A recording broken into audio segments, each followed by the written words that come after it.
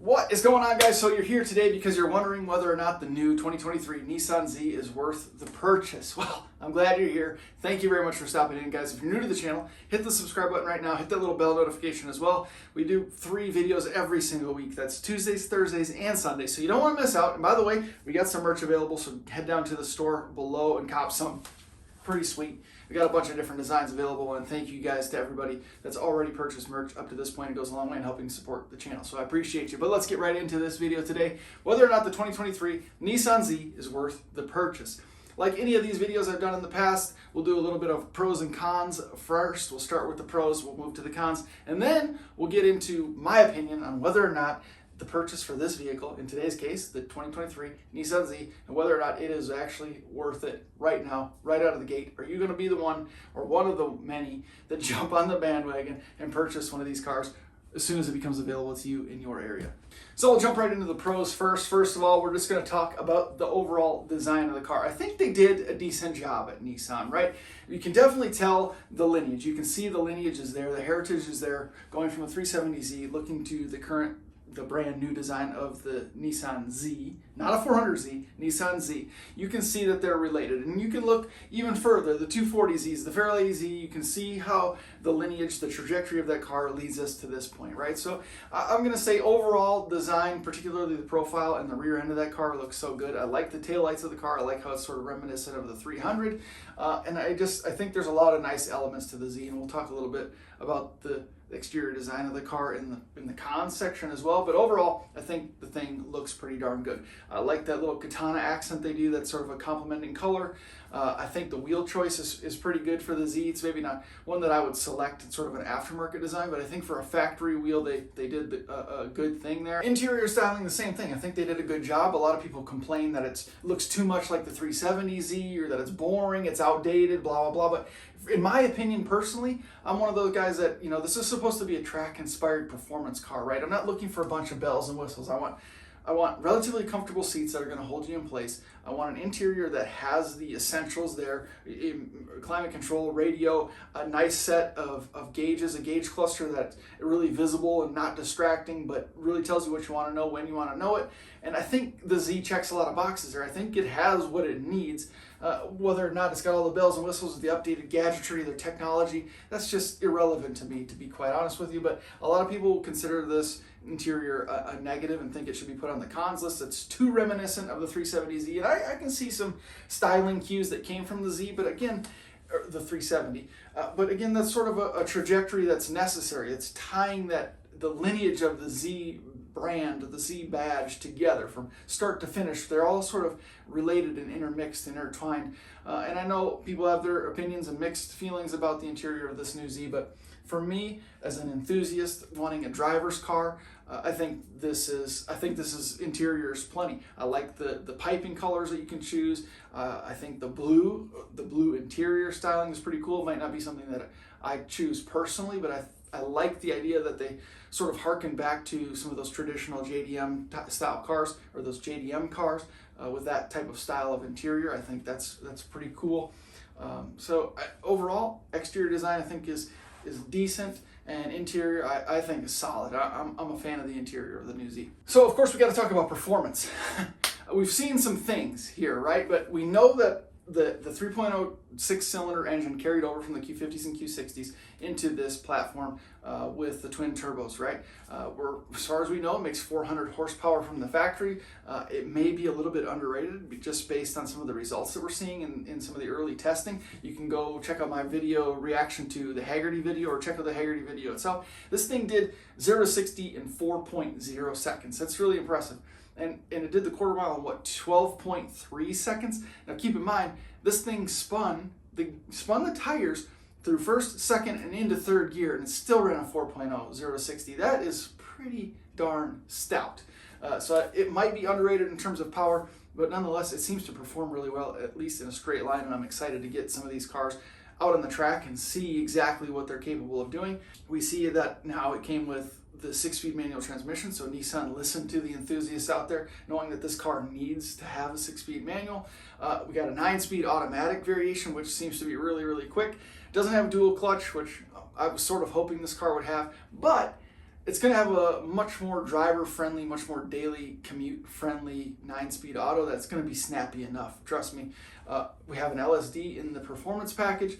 There's a lot of boxes that were checked in terms of this car and its performance capabilities. I think the performance aspect of it is definitely a plus. So before we get into the cons or the negatives, just a recap of the positives. We got a nice updated styling. Some people might complain that it's a little too basic, but I think overall it's got a nice flow, particularly in the profile. Clean, stylish, classic, timeless interior, I'm going to argue, with some really nice performance aspects. 6-speed manual transmission available, snappy 9-speed auto, LSD available in the performance package. I think this car is going to be a fun driver's car. I think they did a good job, but with that being said, there's definitely some cons we need to talk about. Number one, first thing that a lot of people will say is that front end is so damn ugly. They messed up that front grille. I know it's functional and it's big. It's supposed to really bring in a lot of cool air to keep those turbos cool, but they could have done something a little bit different. I'm gonna throw a caveat in there eventually. Let's just get to it now. One of the positives that I left out for a reason from the pros side is that the aftermarket, I'm very certain, is going to catch up very, very quickly. There's so many eyes on this car. There's so much enthusiasm around this car coming out. They've hyped it up for the last 2 or 3 years, right? So the aftermarket is just chomping at the bit to release parts. So I know there's going to be bumpers available. There's going to be splitters available, other aero components, side splitters, spoilers. There's going to be hoods, fenders, wide body kits like the Street Hunter kit that's already coming out or will be out or is out. I don't know. So there's going to be substantial aftermarket support to get this thing looking exactly how you want to look. So although the bumper, the front fascia itself is a negative in my opinion, we're going to be able to remedy that very, very quickly. The headlights, in my opinion, is the worst. The headlights are the worst element of this car. They look like ladybug eyes. They're ugly as sin. I don't know what Nissan was thinking. They look terrible. That's just me. Okay, continuing on with the cons, like I mentioned before, people will complain about the interior being too much like the previous Z, the 370Z, where they're just literally carrying pieces over. I don't know. In person, the interior looks nice. I think they use decent interior components, decent interior materials, not like the base model Q50s where it's the leatherette, the pleather kind of gross nonsense. I think the Z is going to have a pretty solid interior. But because there's so many people talking about the interior being a negative, I got to throw it out there and put it on the cons list that maybe I'm just sort of one of those kind of old school enthusiasts that don't need all the bells and whistles and the frills and all the crazy stuff. But for the youngsters out there, the people that like their tech, this might fall a little bit short. I gotta say, when it comes to performance, I don't think there are many cons there. We're seeing in these performance testing that a lot of complaints are thrown at the tires or not being able to get grip, and I think that's unfortunate. I think they really set this car up to sort of be to compete with the Supra, right? And it may fall short, but in my opinion, based on what we've seen, I think the car is a lot more capable than what we're seeing. Spinning through first, second, and third gear. It does have an LSD and they blame the tires, but think about this, guys. We're not able to do a burnout in this car. Why does Nissan do this to us? They have so many nannies in these cars that you're not able to turn off. You're not actually able to take 100% control of the vehicle. There's always a computer in there messing around a little bit. You can't do a standing burnout. You can't turn the thing sideways. What's the deal? I think that's one of the biggest cons of all. So I'm not necessarily saying that they should have drive modes in this car, because you know how I feel about drive modes. I don't need a computer to tell me that it's snowing outside and you need to press the throttle a little bit softer. I don't need the computer to tell me, hey, you're burning too much gas because you accelerate too quickly off a stop line or off a stop sign. I don't need eco mode. I don't need snow mode. I don't need any of that. Just sport mode all the time. But I will say, in a track-inspired performance vehicle like the new Z, I think you should have a button in there that sends you to Sport Plus or Sport Plus Plus or whatever, that allows you to do a damn burnout, that allows you to spin the car around in circles without catching or hitting the brakes or whatever. You need to be able to turn traction control off and stability control. You need to turn off all the nannies. Just one button, turn it off. Okay, that's one of the biggest shortcomings in my opinion for this car, and I think that would have changed the results, impacted the results quite significantly in that Haggerty video. If they were able to even get a little bit of warmth in those tires, I think they could have gotten off the line a little bit stronger and finished much more closely to the Supra and the Mustang in that video. So those are my cons, but there's one final con I'll throw out there, one final negative, and this is one that translates or transcends all of the videos that I've made related to this topic of is it worth it or not. And that is the market in general. Prices are extremely inflated, used cars in particular. Home prices are through the roof. Inflation is through the roof at a 40-year high. There's a lot of stuff going on in the economy right now that is making things painful to purchase, and automobiles is one of them. So what are they saying? They're saying that the Z is supposed to come out at like 40-ish, in the $40,000 range for the sport model or the lower trim level. And it's supposed to be in the 50s for the performance package, right? That upgraded trim level. I think that's nonsense. I don't think we're going to see them, and correct me if you think I'm wrong, but I don't think we're going to see a Z available on the market for less than $50,000. I don't think so. I think 50 grand is going to be the lowest you're going to find it. It's going to be up over $60,000 for that performance package all decked out. It's just my opinion. I think that's what we're going to see, and you know, that sort of pushes me in one way or the other of whether or not I think buying the 2023 Z right away, right out of the gate, is worth it or not. So let's just get right into that. What is my opinion right now? I would say no, negative. 2023 Nissan Z is not worth a purchase right now. Now let me tell you why. First, we're talking about the market. Let's just get this one out of there right away.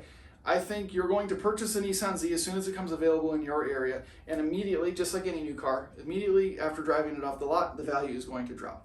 And that's just one thing. It may hold its value a little bit more than a normal car just because of the enthusiasm and the excitement around this platform, but in general, you buy a new car, value tanks immediately. But just based on the things that are going on in the economy, everything is inflated. Everything is crazy right now. The Feds just increased the interest rates. People are buying houses at 20% inflated prices for the last year or so. I think there's going to be a market correction, and sooner than you know it, the value literally of everything is going to plummet. Maybe not the value of everything, but the value of the dollar is going to plummet even further. That's what I'm afraid of. So I'm afraid of purchasing something right now and have the value take such a crash that it's gonna be painful. Why else don't I think is worth it? I think buying the first generation, the first version of anything is always something that causes me to hesitate a little bit. I know that this 3.0T platform has been around for many, many years now at this point, and it's been tested. We kind of know some of the bugs, but 3.0T experts, correct me if I'm wrong, were they not going to change this engine a little bit or punch it out just a little bit, increase the displacement slightly? We know that the 6-speed manual transmission is new. The 9-speed automatic is new to this car as well, so it's got an LSD. We're not quite sure what kinks are going to be, what bugs are going to have to work out, but the more of these vehicles that hit the road and the more miles that are put on them, we're going to find some of those bugs and they're going to be highlighted. And I think by the second year and the third iteration of this vehicle, that's going to make me a little bit more apt to purchase one. I would certainly wait a year, wait till it gets some miles on it. We'll find out what some of those bugs are, but also wait for those prices to come down a little bit. I don't think I can justify $50,000 or $60,000 for this car at this point. Trust me, I'm an enthusiast. I like this car. I like what they did with it. It's grown on me a lot since they first talked about putting it out there, but it's just a lot. I don't think any new car is worth it right now at this point. So maybe I just shot myself in the foot for future videos by saying that. But it would be hard for me right now to justify the purchase of a brand new anything, to be quite honest with you. I just don't like the numbers where they are, and I don't like the direction the American economy is heading. So fair warning. So a lot of positives to the new Z. I think styling is cool. I like the interior. I like some of the performance aspects that they brought into this vehicle. I like the capabilities right now that we're seeing in some of the limited kind of first run testing. I think it's going to be a good car. Cons are really, really limited. The potential of this car, we know what the thing is capable of if you're looking to really modify your vehicle and tune it and really maximize the performance. Can you imagine a 3,600 pound car that you do a little bit of weight reduction on, some lighter wheels and tires and a little better suspension, and you up it to 500 horsepower? This thing is going to be a beast with just a little bit of effort. And then what we're going to see some people doing with it down the road with some heavy modifications and some really good tuning. I mean, 600, 700, 800 horsepower. Who knows what these things are going to do? It's just really exciting to think about. However, based on what's happening in the economy right now in the market and the prices that these cars are fetching, I just can't justify purchasing a new one right away first year.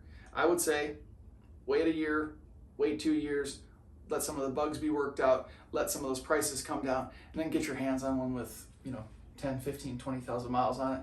Enjoy the remaining factory warranty, and enjoy knowing that you know exactly what you're getting into and you didn't spend over the top dollars for it.